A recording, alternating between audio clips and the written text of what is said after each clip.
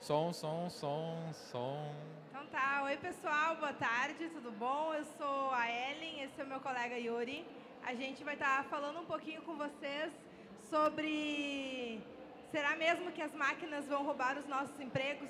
E se é isso, tá tudo bem, e a gente vai falar um pouquinho para vocês sobre isso. E aí, pessoal, como a Ellen já falou, meu nome é Yuri, eu sou cientista de dados, na verdade sou formado em engenheiro, encontrei essa área de dados, me apaixonei e comecei a entrar nesse mundo, principalmente na área de negócios. E a gente tem uma boa notícia para vocês, pelo menos eu acho que é boa. Não tem mais ninguém para fazer palestra nessa tarde. Então vocês têm a tarde inteira com a gente, seja comigo, seja com a Ellen, seja com o Júlio depois. Então a tarde inteira é nossa. Quem quiser aproveitar aí pode ficar à vontade que a gente vai tentar bater um papo. A gente pode estender o tempo, pode conversar o que for necessário, tá bom?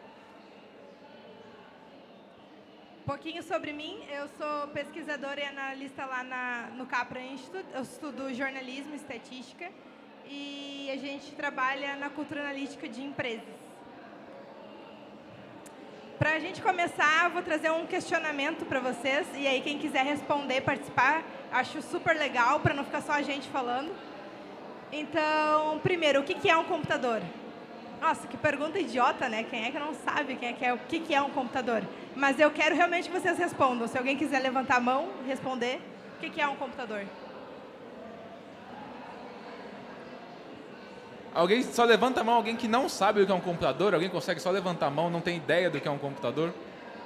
O Júlio não sabe, você não sabe o que é um computador, Júlio. Não tem ideia, cara.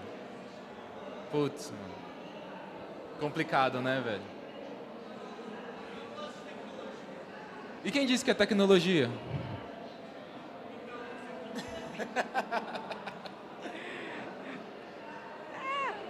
Vamos lá.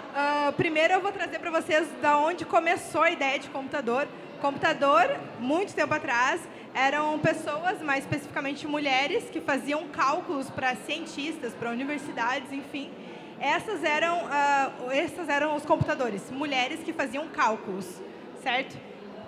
Só para completar, é efetivamente o nome do profissional, tá? Então, o nome do aparelho que a gente conhece hoje advém do profissional. Então, é isso que é muito interessante. Há séculos atrás eram pessoas. E quando a gente perguntou o que é um computador, provavelmente vocês pensaram justamente na tela, no CPU, mas não tinham a noção de que antes eram simplesmente pessoas. E, como o Yuri falou, vocês provavelmente pensaram em telas, porque a gente olha a evolução do computador e a gente viveu na parte das telas, a gente vive na parte das telas. Mas o computador, como eu falei, por muito tempo foi uma profissão desenvolvida por mulheres. Depois ele ocupava um prédio, depois ele era uma máquina gigantesca com códigos. Aí facilitou visualizações para que mais pessoas pudessem utilizar o computador. Aí chegou no que hoje a gente tem um celular, que a gente carrega um computador para onde a gente quiser. E muitos de nós temos, talvez o celular é mais potente que o notebook, o computador que a gente tem em casa. Até o que a gente vê hoje de IAs generativas. Então, é uma evolução que começou como uma profissão, certo? E essa evolução permitiu que a tecnologia fosse democratizada. Assim, mais pessoas têm acesso. Antigamente, para te ter acesso a uma informação, tu ia lá na biblioteca, livro, e se tornava mais difícil tu ter acesso, mas às vezes só tinha acesso pessoas que estavam dentro da academia. Hoje em dia, com a evolução da tecnologia do computador, a informação está na palma da tua mão. Seja um celular ou um computador super evoluído, ou seja, mais simples, você consegue acessar a informação hoje. E aquilo que a gente via só no cinema, que muitas vezes, tipo, nossa, nunca que isso daqui vai fazer parte da nossa realidade. Isso é cinema, isso é Hollywood, isso não vai fazer parte da minha realidade. Hoje, a gente vê isso, talvez não no nosso dia a dia, mas em dia a dia de empresas, isso já é real, certo? E sem falar, hoje, uma chamada de vídeo, às vezes a gente via só em cinema, também já é real no nosso cotidiano. Isso foi toda a evolução. Além da evolução que hoje, acredito que a maioria de vocês usa o ChatGPT, é uma grande evolução, facilitou muito o processo de criativo, um processo de programação. Hoje, a tecnologia facilitou ainda mais o nosso trabalho, o nosso uso da internet, a nossa busca por informação. Hoje está muito mais fácil. Eu digito uma frase, ele me entrega um texto, ele me entrega uma resposta, ele me entrega um código. Hoje facilitou muito. Só que toda essa mudança, toda essa evolução, trouxe também mudanças nos nossos hábitos. E aqui algumas reflexões que quero fazer com vocês. Essa evolução toda, ela transformou a maneira como a gente se comunica. Ontem, quem estava aqui, eu falei um pouquinho sobre comunicação com dados, e a gente viu como evoluiu a nossa comunicação. A gente se comunica hoje em questão de segundos, eu mando uma mensagem, em questão de segundos eu recebo uma resposta, eu me comunico por figurinha, enfim, mudou totalmente a maneira como a gente se comunica. A maneira como nós interagimos com a máquina. Antes, às vezes, só uma pessoa, um programador, poderia usar uma máquina, entendia uma máquina. Hoje, ela está cada vez mais fácil e cada vez mais acessível, tornando, como eu falei de novo, desculpa a redundância, mais fácil de acessar, de mexer na máquina. Os tipos de trabalho que a gente exerce. O computador começou como uma profissão, né? Olha quantas profissões já mudaram por causa da tecnologia. Começando, talvez, lá pelo computador, que eram mulheres fazendo cálculo. E isso mudou também a demanda por profissões. Hoje em dia, acho que cada vez mais rápido muda a demanda por profissões, muda a característica do profissional, muda as habilidades que o profissional precisa ter. Tudo isso por conta da evolução da tecnologia, da evolução num computador. E é inevitável a gente, às vezes, parar e pensar, cara, vamos ser substituídos por máquinas? Será que as máquinas vão fazer o que a gente faz hoje? O que a gente vai fazer se as máquinas estão fazendo tudo do jeito mais fácil? E eu quero que o meu colega Yuri responda isso para vocês. Só vem mais perto. Som, daqui. Som. Aí, funcionou. Só vim mais perto para o passador. Primeiro eu trago aqui uma citação do Charles Darwin. Na verdade, não é bem do Charles Darwin, mas é inspirado nas pesquisas dele, que não é o mais forte que sobrevive, nem o mais inteligente, mas sim aquele que melhor se adapta. A gente vê no dia a dia que quem não absorve as novas tecnologias, quem não aprende o que está aparecendo de novo, acaba ficando ultrapassado, acaba ficando defasado dentro da sociedade, né? Mas como é que a gente vai conseguir sobreviver? Como é que a gente vai conseguir se adaptar se tudo muda a todo instante, se a cada novo ano alguma tecnologia aparece? A gente vê que em questões de meses, vou contar um segredo para vocês, essa mesma palestra aqui eu fiz em São Paulo no passado, uns 6 meses atrás, e agora eu tive que mudar ela inteira, porque para mim já não fazia mais sentido o que eu estava falando em 6 meses atrás sobre esse tema. Então tudo aqui está mudando muito freneticamente, e como é que a gente vai conseguir se adaptar a todas essas mudanças? Basicamente, a gente tem 3 situações no nosso cotidiano, seja nos negócios, seja na vida, que temos um problema, a gente identifica esse problema, nós temos uma solução, a gente precisa identificar essa solução, a gente precisa de alguém que constrói o caminho do problema para a solução. Porque desenvolvedor pode pensar, uma pessoa de negócio pode ter um problema, precisa de um aplicativo, por exemplo, então eu sei o meu problema, eu sei que eu preciso de um aplicativo e eu preciso de um desenvolvedor que transforme aquele meu problema num aplicativo, por exemplo. Então, essa parte de problema, construção e solução é o que define mais ou menos os problemas de negócio, é o que define mais ou menos o dia a dia dentro da área de negócio. O grande problema quando a gente pensa que vamos ser substituídos por máquinas é que a gente não enxerga 2 situações que eu vou trazer aqui para vocês. A primeira vai ser ou seu? Pode mandar? A primeira é que nós não enxergamos o que nós realmente fazemos. Muitas das vezes, pensamos que nossa função como profissional é entregar a informação, é entregar o caminho, mas às vezes não é isso. Vou dar um exemplo para vocês. Um profissional de nutrição, às vezes ele tem como responsabilidade entregar para a gente quantas calorias a gente gasta no dia, quantas calorias a gente deve consumir no dia, quanto que a gente vai de exercício a gente tem que fazer. Mas hoje em dia, a gente tem um celular, a gente tem talvez um smartwatch ou coisas tecnológicas que nos informam para a gente qual que é esse gasto calórico, qual que é esse consumo calórico que a gente tem, o que a gente faz de atividade no nosso dia a dia, quanto de água a gente está tomando no nosso dia a dia. Então, será que esse profissional da nutrição ele está ficando defasado, está ficando talvez fora de mercado justamente por essas novas tecnologias? E a verdade, eu acredito que não. Aqui existe uma democracia analítica, ou seja, a gente está tendo acesso a muito mais informação do que a gente tinha. Antes, o profissional teria que fazer uma série de exames, uma série de constatações para chegar nesses valores, mas agora a gente tem tecnologias, a gente tem sensores que conseguem dar essa informação. Mas a verdade é que esse profissional, como o nosso exemplo, a função dele, na verdade, não é trazer essas informações, é sim cuidar de pessoas, é sim chegar com uma receita ou com um plano alimentar para mim, é criar novas experiências entre a gente, é ser uma pessoa mais humana, vamos dizer assim, que cuida de mim, que cuida da minha saúde, é ser uma pessoa que muda os meus pensamentos, no nosso caso, pensamentos alimentares, mas pode ser em qualquer outro cenário. Então, a função de um profissional, muitas das vezes, não está, como eu disse, no caminho, né? Ele está em agregar valor, a entender que você não faz parte necessariamente daquele caminho que a gente mostra, mas sim da solução ou da identificação do problema. Então, como eu falei, o profissional ele se posiciona muitas vezes acreditando que ele é o responsável pelo caminho, mas na verdade ele está responsável por identificar a solução e identificar o problema. Então, nesse momento, a gente pode estar pensando assim, né, novas tecnologias podem roubar o nosso emprego, mas na real eu digo que as novas tecnologias podem devolver a nossa humanidade. Afinal, o profissional ele vai se dedicar muito mais à pessoa e muito menos a exames, muito menos a perder tempo com coisas talvez menos importantes. Se a gente pega uma IA que prevê o câncer, isso agiliza muito mais o trabalho de um médico, que ele pode simplesmente cuidar do paciente, em vez de ficar analisando vários exames, vários dados assim. E o médico ele pode realmente cuidar do paciente que está precisando está necessitando um tratamento naquele momento. É realmente trazer mais tempo para aquilo que é mais importante e não dedicar tempo àquilo que não agrega tanta agilidade no processo.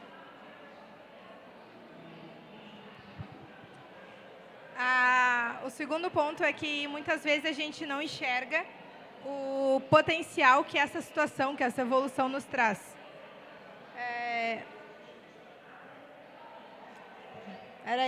Errei o slide. O Yuri falou para vocês que a gente identifica o problema, a gente constrói a solução e identifica a solução. Quando a gente constrói a solução aqui, muitas vezes foi tempo gasto de um programador construindo uma solução, de alguém tentando chegar até essa solução aqui. E muitas vezes roubando a nossa humanidade. Lembra lá das mulheres fazendo contas? Talvez elas construíam esse caminho para chegar até uma solução de um cálculo. E isso tirou a humanidade das pessoas, muitas vezes, o tempo das pessoas de talvez pensarem em outras coisas mais importantes do que apenas fazer cálculo. Hoje, a máquina faz isso para a gente, e a tecnologia ela é como um canhão aqui, para fazer uma ilusão para vocês. E a gente precisa saber utilizar a tecnologia. Essa é a grande chave. A gente precisa saber utilizar tudo isso, toda essa potência que está na nossa mão, para chegar na solução certa ou, ao menos, o mais próximo dela. Qual é o profissional que permanece hoje? O profissional que sabe usar a máquina, sabe usar o canhão e sabe colocar a mira do canhão o mais adequado possível para chegar na solução. Se eu não sei utilizar, eu posso errar muito, ou eu posso, se eu sei utilizar a máquina, se eu uso a máquina ao meu favor, eu posso chegar na solução, certo? Posso continuar? Estou aqui só para, continuando aqui, né, a gente sempre fala que a ciência ela nunca resolve um problema sem criar pelo menos outros 10. Então é justamente aqui que a gente está trazendo, né? No exemplo que a Ellen trouxe, talvez o programador ele esteja um pouco não tão necessitado, já que a gente tem tantas IAs generativas que conseguem entregar código, conseguem entrar várias coisas em questões de minutos. Mas será que agora os novos problemas não são encontrar profissionais que conseguem conversar com essas novas IAs, que conseguem conversar com essas novas ferramentas? Como a gente está mostrando, né, para cada tarefa substituída, várias outras são criadas. E aqui eu vou contar uma historinha para vocês. Nós três aqui se dedicamos muito para essa palestra e a gente ficou discutindo para entender como é que isso aqui vai funcionar. Antigamente, vou dar um exemplo aqui, tinha sempre aquela pessoa que era responsável por entregar o cartãozinho de estacionamento. Não sei se vocês lembram, bastante tempo atrás. E hoje ela foi substituída por uma cancela. Aquela cancela, por trás dela, tem diversos profissionais. E esses profissionais, normalmente, eles têm um cargo de, talvez, mais complexidade do que aquele cara que só entregava um cartão. Seja o cara que programa a cancela, o cara que desenvolve o circuito impresso, o cara que faz o material da cancela. Então a gente enxergava que um profissional, quando ele era substituído, era por uma gama de outros profissionais que realmente tinham um quesito um pouco mais complexo de trabalho. Mas hoje a gente está vendo uma coisa um pouco diferente e eu queria convidar a Ellen para explicar um pouquinho disso. Além do complexo que o Yuri falou aqui, a gente também tem a parte analítica, que é quando a tecnologia veio e resolveu aquilo que era complexo. A tecnologia veio e hoje ela faz cálculos, como eu já falei, a tecnologia veio e hoje ela te dá o código, tu só precisa colocar ele lá no programa. Só que para eu saber fazer a pergunta para a máquina me dar o código, para a tecnologia, para a IA, para o chat GPT me dar o código certo, eu preciso desenvolver o meu lado analítico, eu preciso saber perguntar, eu preciso saber qual é a pergunta que eu vou colocar para ter a resposta que eu preciso. Eu preciso saber interpretar o resultado que aquele código vai me dar. Então, às vezes, tem o lado complexo, mas também tem o lado analítico. A máquina veio e facilitou aquilo que era complexo. Mas eu preciso ter habilidade analítica para saber utilizar essa máquina, porque senão de nada adiantou toda essa evolução, porque eu não sei utilizar. E quando a gente fala sobre isso, a gente tem que pensar que não é sobre proteger empregos. Não é sobre, meu Deus, a máquina evoluiu, agora ela faz o que eu fazia de complexo. Meu Deus, a máquina evoluiu e eu não sei fazer, eu não tenho habilidade, eu não sei o conhecimento do complexo que eu preciso para desenvolver mais essa máquina. Não é sobre isso.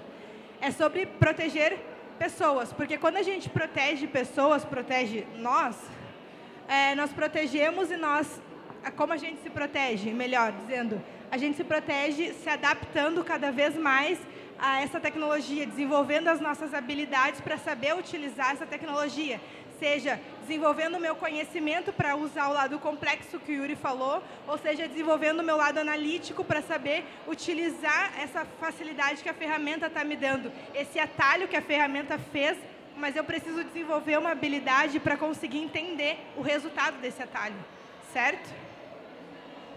E quando a gente fala nisso, a gente pode trazer um exemplo aqui super simples do mercado. Há pouco tempo era um cargo, onde ali tinha uma lista de conhecimentos específicos que um profissional precisava ter. Hoje, a gente vê muito mais, não é sobre cargos, mas sobre papéis, porque eu preciso de uma lista de habilidades. É muito mais sobre a habilidade que tu está desenvolvendo do que em si. Eu sou programador, eu sou estatístico formado. Cara, mas do que adianta tu ter uma lista de conhecimentos específicos se tu não tem as habilidades certas para utilizar a ferramenta, para utilizar a evolução? Ou ainda, se tu não tem a capacidade de se evoluir rápido conforme a tecnologia evolui rápido. Certo? Só para complementar, Ellen, por favor, posso te interromper? Só não pode deixar aí. A gente está vendo uma tendência muito grande, pelo menos eu sempre estou olhando o LinkedIn, por exemplo, e eu vejo uma tendência que em novos cargos, quando a pessoa está procurando, recruta está procurando assim novos cargos, né? Ele não necessariamente coloca um profissional, eu quero um engenheiro, eu quero um cientista de dados, eu quero, sei lá, um arquiteto, seja o que for. Normalmente, quando a gente está vendo vagas, a gente vê, eu quero um profissional que tenha X, Y, Z habilidades. A gente vê hoje no nosso dia a dia que é muito mais sobre ter habilidades do que ter um cargo específico, né? Quando a gente fala um pouco antes que não é sobre proteger empregos, é muito mais no sentido de, putz, não é que o meu emprego vai acabar. Às vezes sim, pode acabar e está tudo bem acabar. A gente viu que o emprego da computadora ou do computador acabou e, putz, ok, acabou, foi substituído e vida que segue. Muitas das vezes a gente enxerga as pessoas tentando proteger os próprios empregos, sendo que parece que é a última coisa no mundo, ou às vezes é só um nome, sabe? Às vezes é só uma atividade que uma máquina vai fazer e você vai poder estar livre para desenvolver novas coisas, desenvolver novas habilidades. E isso aqui, só para contextualizar para vocês, tá? A gente trabalha na Capra, como a gente falou, e isso aqui foi uma das apresentações do nosso querido chefinho, e acho que se encaixou muito bem quando a gente estava desenvolvendo essa palestra aqui, que não é exatamente sobre habilidades, é sobre habilidades e não sobre cargos, que é exatamente o que a gente estava conversando agora. É realmente ter as habilidades específicas, mas não necessariamente ter um cargo ou ter um emprego, um nome que sustente aquilo, mas sim ter todas as habilidades que precisam para um profissional de verdade. E com isso, que não, é sobre as habilidades de um profissional, a gente não precisa mais pensar que são humanos versus máquina. Não é essa luta no mercado, mas sim uma união, é humanos e máquinas. A gente precisa saber utilizar isso ao nosso favor para a gente evoluir enquanto profissional, seja no meio profissional, seja na minha vida comum, seja na minha vida acadêmica. Eu preciso saber utilizar a máquina ao meu favor e não lutar contra a tecnologia. E tudo isso resume que quando eu uso a máquina a meu favor, quando eu me alio a ela, eu uso o canhão, eu uso a máquina para chegar a minha solução, para identificar a minha solução, encurtando, gerando um atalho nesse caminho todo. Porque eu não preciso percorrer esse caminho lá lutando, tentando chegar até a solução. A tecnologia facilitou isso e quando eu sei usar ela ao meu favor, quando eu não vou contra ela, eu consigo utilizar ela para chegar o mais perto possível da minha solução. E aqui para falar um pouco mais sobre todo esse processo de evolução de habilidades, de evoluções tecnológicas, como que a gente utiliza, como que a gente aprimora as nossas habilidades como profissional, como a gente se comporta em toda essa evolução que está acontecendo cada vez mais rápido. Nós, lá da Capra, a gente desenvolveu alguns estudos e pesquisas sobre isso, sobre vários temas. E aqui, vocês apontando a câmera de vocês para lá, vocês acessam esses e outros estudos. Eu tenho certeza que vai ajudar muito vocês nessa compreensão, nessa evolução que a gente precisa constantemente ter quando a gente trabalha com tecnologia, principalmente. Vou esperar ter um pessoal pegando o QR Code.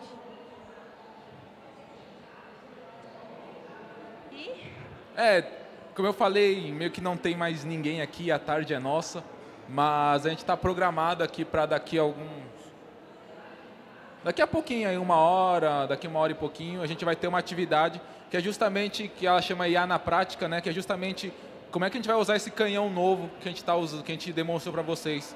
Como é que a gente pode usar essas novas ferramentas para resolver problemas, para resolver coisas reais no nosso dia a dia. Então a gente preparou um workshop, é muito mais mão na massa, é muito mais atividade para a gente realizar. Quem tiver com computador aí também vai ser super bem-vindo. Celular também já ajuda, mas é só para a gente acessar as ferramentas e poder estar utilizando. E, bom, é isso. A gente convida vocês para estarem aqui daqui a pouquinho.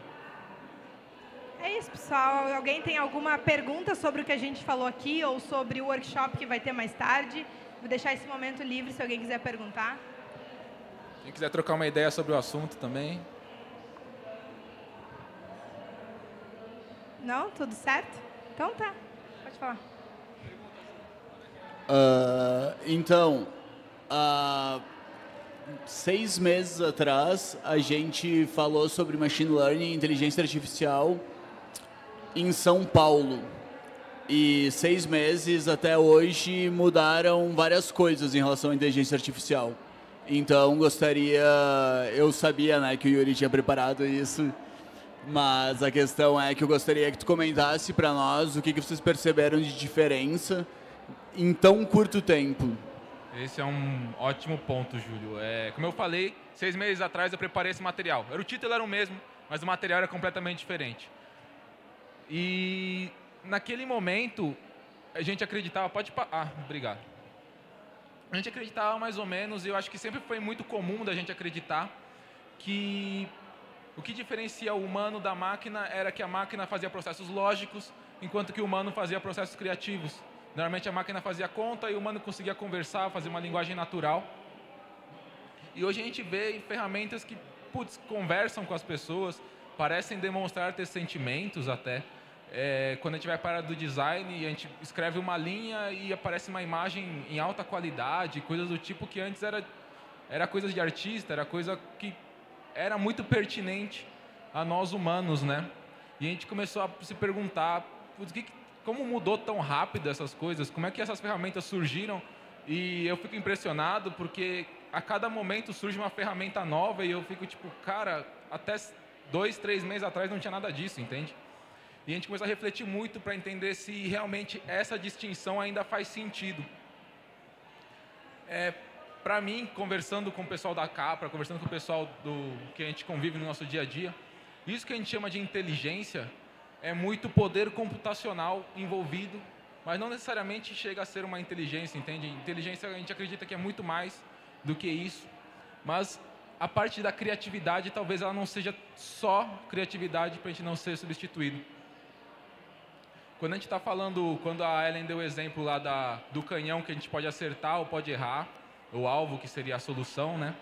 A gente pode, na verdade, ser enganado muitas vezes, acreditando que a gente acertou a solução, sendo que não, tipo, a IA ela pode só dar uma resposta aleatória, alguma coisa do tipo.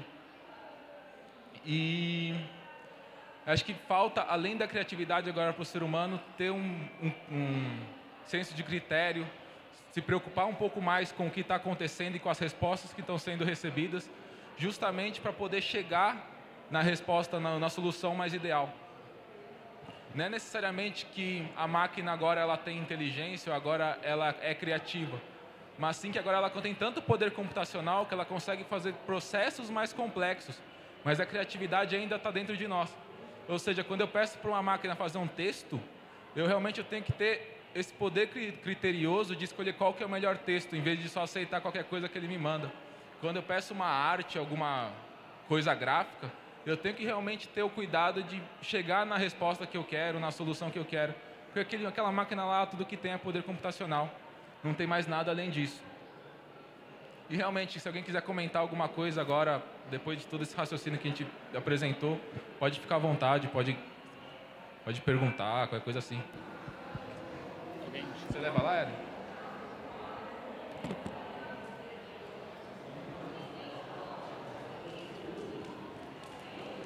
Desde o ano passado para cá, depois principalmente do ChatGPT, né? Aconteceu muita mudança e muitas áreas foram influenciadas por uma tecnologia nova. Queria perguntar como que vocês veem a adaptação do mercado para esse tanto de tecnologia que está sendo lançado, porque todo dia, quando você vai acompanhar artigo no Medium, é alguma coisa nova sendo lançada. A primeira dúvida é, como que vocês veem a questão do mercado, se eles vão realmente pegar tudo isso que está surgindo, como que eles vão reagir a tudo isso que está surgindo para poder implementar em si? E segundo, como que a gente como profissional pode conseguir se adaptar para conseguir aprender isso, sabe? Porque é muita coisa todo dia, muita coisa nova. Realmente, pra gente é um desafio, cara, tentar entender o que está acontecendo. Porque, como eu falei, tipo, cada dia é uma ferramenta nova, cada dia é uma coisa nova. E a minha resposta é realmente eu não sei, cara. É muito complexo, é muita informação chegando a todo momento, são muitas ferramentas tentando construir coisas novas a todo instante. Não é tão simples assim para a gente poder definir o que fazer daqui para frente, mas realmente é tentar se adaptar, tentar aprender como ela funciona. Até um tempo atrás a gente imaginava que um programador teria emprego garantido porque ele que programava as máquinas, né? E hoje a gente vê que, com uma linha de prompt, né, uma linguagem natural, a gente consegue ter um código relativamente bom. Você pode até falar, né, esse código tem erro. Espera até ano que vem. Espera mais alguns meses para você ver se esse código vai continuar vindo errado. É uma evolução muito rápida, então a gente vê muito mais a necessidade da pessoa saber se comunicar. Isso vai muito com o que a Ellen falou ontem, que hoje a gente se comunica muito cada vez mais raso, entende? Seja um tweet tem um limite de caracteres, seja uma figurinha, hoje a gente conversa por figurinha no WhatsApp, e quando a gente chega para uma ferramenta, tipo um ChatGPT, um Midjourney na vida, a gente realmente precisa ter uma comunicação cada vez mais clara com a ferramenta, então é meio que contraditório isso, né? A gente vai para um sentido de comunicação mais rasa, e quando a gente está indo para um sentido de comunicação com a máquina, a gente precisa de algo mais profundo para realmente chegar na solução. Eu acho que é realmente treinar essa parte de se comunicar, de ser analista mesmo, de, será que isso aqui está certo? Será que isso aqui vinga? Para aí sim poder ter algum espaço maior assim no mercado, mas não sei se eu te respondi, cara. Boa tarde. E aí, mano? Complementando aí o que ele falou e você falou também, eu acho que o mais importante do que aprender ferramentas novas, conhecer tecnologias novas, é justamente desenvolver as skills analítica, comunicação, porque você tendo isso, o que aparecer, você vai ter mais facilidade. Perfeito. Não estou dizendo nada contra, mas, por exemplo, quando eu sou cientista de dados, e um cientista de dados precisa saber Python, por exemplo. Cara, vamos ser sinceros, se eu abaixo a cabeça e estudo, em um mês eu sei Python. Em um mês eu sei a ferramenta, entende? Tipo, em poucos momentos de estudo eu consigo aprender uma ferramenta nova. Agora, soft skills, tipo, ser mais analítico, ser mais crítico, se comunicar melhor, são coisas que é difícil encontrar em pessoas, em profissionais da área. Então, são habilidades que a gente realmente precisa estar se atualizando, precisa estar querendo aprender. Porque, putz, ferramenta, se eu vou encher uma vaga numa empresa, sei lá, pedindo SQL, e eu não sei, eu chego e falo, putz, eu não sei SQL, mas daqui uma semana eu já estou rodando e pronto. Agora, se precisa de uma vaga, precisa de alguém que seja criterioso, que seja curioso, aí é mais difícil realmente se desenvolver.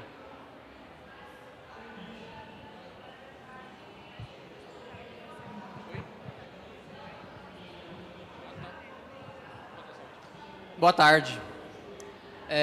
Pelo que eu entendi, vocês trabalham no Instituto de Pesquisa, né? Realizam estudos, isso aí. De todos os estudos que já foram feitos na empresa de vocês aí, qual que chamou mais atenção ou que foi teve um resultado assim, inesperado, que vocês não esperavam encontrar no estudo?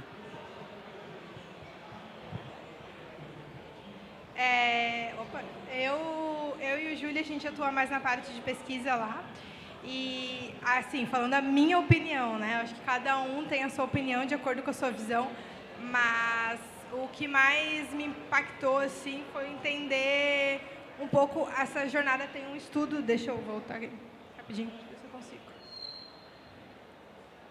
Esse aqui, ó, decodificando a tomada de decisão. Acho que ele foi um estudo muito bom para a gente entender como a gente chega na tomada de decisão utilizando tudo isso que a gente tem na mão, sabe? Numa questão toda histórica de como é que foi e como isso nos auxilia hoje, como que a gente faz para tomar decisão com tudo isso. Acho que foi um dos estudos que mais transformou, talvez, o meu olhar e o meu entendimento sobre tudo que a gente tem na mão, toda essa potência. Eu vou passar para o Júlio falar. Eu acho que uma parte importante de dizer é que o Capra Institute está estreitamente ligado com o Capra Lab, que é onde a gente faz as consultorias dentro das empresas. Então, parte das nossas pesquisas depende bastante, né? Tem algumas pesquisas nossas que não são publicadas porque são com base de dados de clientes ou base de dados de alguém que pediu uma pesquisa específica do portal deles, seja um portal governamental, algo assim, que fica para essa pessoa. Por exemplo, a gente teve um sobre dados abertos, que a gente olhou muitos dados abertos lá do Rio Grande do Sul e a gente tem que fazer um report sobre a qualidade dos dados e dos portais de acesso, que eram caóticos. Isso foi algo bastante chocante, talvez esperado, mas não era esperado para mim que fosse tão pouco padronizado, mesmo às vezes vindo da mesma secretaria. Os dados eram bem pouco padronizados. Porém, boa parte dos nossos estudos ou reflexões vem do mundo prático dentro das empresas, acompanhando empresas de diferentes setores, seja varejo, comunicação, saúde. E uma coisa que atualmente é óbvia para nós, porém não era, é o quanto falta cultura analítica em todos os escalões da empresa, não só na parte técnica, até às vezes a parte técnica é bastante analítica tecnicamente, mas não analítica de ser sagaz de como valorizar o produto dentro da empresa. E que daí seria essa comunicação entre diferentes escalões da empresa. Saber dialogar com a diretoria, com a área de business e valorizar o trabalho, valorizar o produto. Para mim, quando eu comecei a trabalhar mais com empresas, uma das partes que fugiu, assim, eu imaginava, foi isso. Tipo, essa falta de comunicação e falta de cultura analítica em empresas muito reconhecidas e grandes, que rendem uma grana. E dois, que o momento da ciência de dados e da capacidade de análise de dados, daí mais estritamente técnica, em várias empresas que eu juraria que tem um banco de dados muito bem resolvido e uma galera que sabe analisar muito bem esses dados e fazer uma análise prescritiva básica, não sabe o que são essas coisas. Então, muitas vezes o problema não está nem em oferecer o produto, mas sim fazer toda uma transformação de mentalidade, de cultura, de literacia de dados, o que é algo mais complexo do que entregar um dashboard bonito. Na minha opinião, isso foi o que mais me afetou. Tu gostaria de falar alguma coisa, Yuri? Infelizmente, tem que devolver o microfone, né? A gente vai devolver o microfone, mas quem quiser trocar uma ideia, a gente está por aqui ainda. E mais tarde, fiquem à vontade para participar do nosso workshop, tá bom, pessoal? Por favor.